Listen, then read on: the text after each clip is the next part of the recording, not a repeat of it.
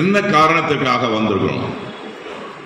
விழிப்புணர்வு வேண்டும். நம்முடைய கிறிஸ்தவ மக்கள் மத்தியில விழிப்புணர்வு கண்டிப்பாக வேண்டும். இந்த நாட்டிலே நடந்து கொண்டிருக்கிற ஒவ்வொரு அவலங்களையும் பற்றி நாம் மக்களுக்கு தெரியப்படுத்தி ஆக வேண்டும் என்பதற்காகத்தான் இந்த கருத்தரங்கத்தை நாம் நடத்தி கொண்டிருக்கிறோம். இந்தியாவிலேயே கல்வி அறிவை ஊட்டியவர்கள் யார்? இந்தியா ஆனாவனா படிக்குது என்று சொன்னால் அதற்கு காரணம் இங்கே அங்கி போட்டிருக்கிற ஒவ்வொரு கிறிஸ்தவ மிஷினரிமார்கள் காரணம். நமக்கு முன்னாடி உட்கார்ந்துருக்காங்களே, தன்னையே அர்ப்பணித்துக் கொண்டு தனக்கென்று குடும்ப வாழ்க்கை இல்லாமல் ஒவ்வொரு கிராமத்திலும் ஒவ்வொரு கிராமப்புறங்களிலும் இருக்கக்கூடிய ஒவ்வொரு சர்ச்சுக்கு பக்கத்தில் 1ஆம் கிளாஸ்ல இருந்து 8ஆம் கிளாஸ் வரைக்கும் உள்ள ஸ்கூல் இல்லாத ஒரு சர்ச்சு காமிங்க பார்க்கலாம். எனக்கு முன்னாடி பேசிய அருட்சகோரி அவர்கள் மரியாள் என்கின்ற ஒரு பெண்ணை பற்றி கதை சொன்னார். அது என்னது? பெண் கல்வியை பற்றி சொன்னார். அந்த காலத்திலே அடுப்புகிற பெண்களுக்கு கல்வி எதற்கு என்று கேட்டபோது, பெண்களை படிக்க வைத்து அழகு பார்த்தவர்கள் இந்த கிறிஸ்தவ மிஷினரிமார்கள்.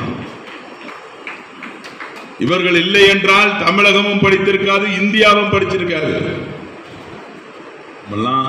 ஒட்டு பேரையும் மாற்றி இருந்தோம்னு வச்சுக்கோங்க, இன்னைக்கு மோடியே அலையலுயான்னு ஆரம்பிச்சிருப்பார். அவர் படிக்க போலன்னு வச்சு, அவர் படிக்கல, அவர் படிச்சான்னு பாதி பேருக்கு தெரியல, அவே தெரியல, நமக்கு என்னது தெரியும். ஆனா ஜேபி நட்டா, பியூஷ் கோயல், நம்ம நிர்மலா சீதாராமன், ஜெய்சங்கர், எச் ராஜா நம்ம ஸ்கூல்ல படிச்சவங்க. அதுக்கு தான் யாரு அந்த சிஸ்டர் அட்மிஷன் கொடுத்ததுன்னு பார்க்கணும். அந்த அண்ணாமலை இவங்கெல்லாம் எங்க படிச்சவங்க? நம்மளுடைய கிறிஸ்தவ மிஷனரியில் படித்தவங்க. நீங்கள் ஒழுங்கு அவங்கள அல்லேலூயான்னு சொல்ல வைக்கல. ஏன்னா அவங்கள அல்லேலூயான்னு சொல்ல வச்சோமா? இல்லையே. அப்புறம் எதுக்கு எங்களை ஜெய் ஸ்ரீராம்னு சொல்ல வை? எதுக்கு ஜெய் ஸ்ரீராம்னு சொல்ல வைக்கிற? நாங்க எங்க ஸ்கூல்ல நீ படிச்சிருந்தாலும் உன்னுடைய மதத்தை எப்படி பண்பிற்றியோ அதை நாங்க என்றைக்குமே தடங்கல் செய்தது கிடையாது. ஆனால் எங்களுடைய சமுதாய மக்களை துன்புறுத்தி, எங்களுடைய போதகர்களை துன்புறுத்தி ஜெய் ஸ்ரீராம் சொல்லுவதும் மேல பட்டையை அடிக்கி விடுறதும் எந்த வகையில் நியாயம்? ஏன் இதையெல்லாம் சொல்லுகிறேன் என்று சொன்னால், நாம் என்ன மாதிரியான சூழ்நிலையிலே வாழ்ந்து கொண்டிருக்கிறோம் என்பதை உங்களுக்கு தெரியப்படுத்துவதற்காகத்தான். ஒரு 2-3 மாதத்திற்கு முன்பு கேரளாவை சேர்ந்த 2 அருட்சகோதரிகள் என்ன பண்ணாங்க? என்ன செய்தாங்க தெரியுமா? ஒரு பொண்ணுக்கு வீட்டில் வேலை இல்லை, சாப்பாடுக்கு வழி இல்லை, மாமா உன்னைய நான் நர்ஸுக்கு படிக்க வைக்கிறேன், அப்படியே எங்களோட வந்து வேலை செய்யுன்னு சொன்னோன்னு அவங்க பெற்றோர்கள் அனுமதியோடு அவங்க அப்பாவும் வண்டியில வந்து அந்த ட்ரெயின்ல வந்துகிட்டு இருக்காங்க.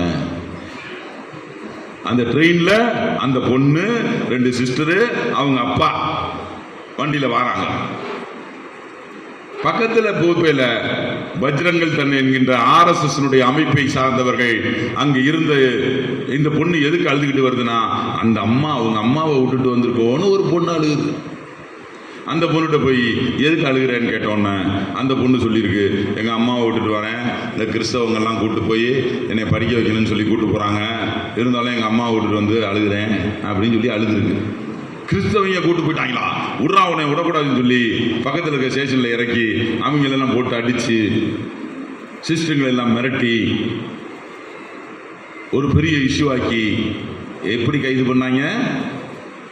என்ன சட்டம் போட்டு கைது பண்ணாங்க? தீவிரவாத தடுப்பு சட்டத்தில் 2 சிஸ்டர்களை கைது பண்ணி போட்டாங்க. அப்ப அந்த சிஸ்டருங்களை போலீஸ் ஸ்டேஷன்ல எல்லாம் குண்டக்க மண்டக்க திட்டுறான். அந்த 2 ஒரு பொண்ணையும் அந்த கூட வந்த அவங்க அப்பாவையும் அடி அடின்னு அடிக்கிறாங்க. இந்த சிஸ்டருங்க போய் தடுத்து என்ன சொன்னாங்க தெரியுமா? எங்களை வேண்டுமானால் அடிங்க, அந்த ஏழைகளை அடிக்காதீங்கன்னு தடுத்தாங்க. நடந்த விஷயம். என்ன நடக்குதுடா நம்ம நாட்டில் அப்படிங்கிறது சொல்றதுக்காண்டி சொல்றது.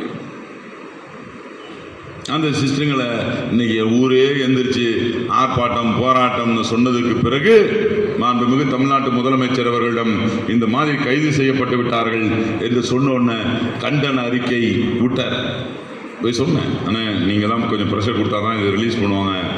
நம்ம தமிழ்நாட்டினுடைய முதலமைச்சரே இதை எதிர்த்து கண்டனம் தெரிவிச்சிருக்காருன்னு சொன்ன உடனே யார் டீட்டெயிலாம் கொடு அப்படின்னு சொல்லி டீட்டெயில் கொடுத்து உடனே இல்லை கண்டனம். அதுக்கப்புறம் ராகுல் காந்தி கண்டனம். எதற்காக இதை சொல்கிறேன் என்று சொன்னால், அன்பு தோழர்களே, கொஞ்சம் சிந்திச்சு பாருங்க, எப்படிப்பட்ட நாட்டில் நம்ம வாழ்ந்துட்டு இருக்கோம். இந்திய சமுதாயத்தை படிக்க வைத்தது மட்டுமல்ல, மருத்துவத்திலும் காப்பாற்றியவர்கள் என்கின்ற அந்த உணர்வின் அடிப்படையில் பஞ்ச பதாரிகளாக இருந்தவர்களை தூக்கி கொண்டு வந்து, ரோட்டிலே கிடந்தவர்களை தூக்கி கொண்டு வந்து அனாதை இல்லங்களிலும் குற்றுயிரும் கொலையுமாக இருந்த தொழுநோயாளிகளை தூக்கி கொண்டு வந்து காப்பாற்றியவர்கள் என்கின்ற அந்த மமதையிலும் இந்தியா நமக்கு ஏதாவது செய்ததா என்று பார்த்தால், நாட்டை விட்டு வெளியே போ, நீ ஜெருசலேமுக்கு போக வேண்டியவன், ஐரோப்பாவுக்கு போக வேண்டியவன் என்று நம்மளை கிண்டல் செய்தவர்கள் தான் இன்றைக்கு அதிகம். அன்பு தோழர்களே,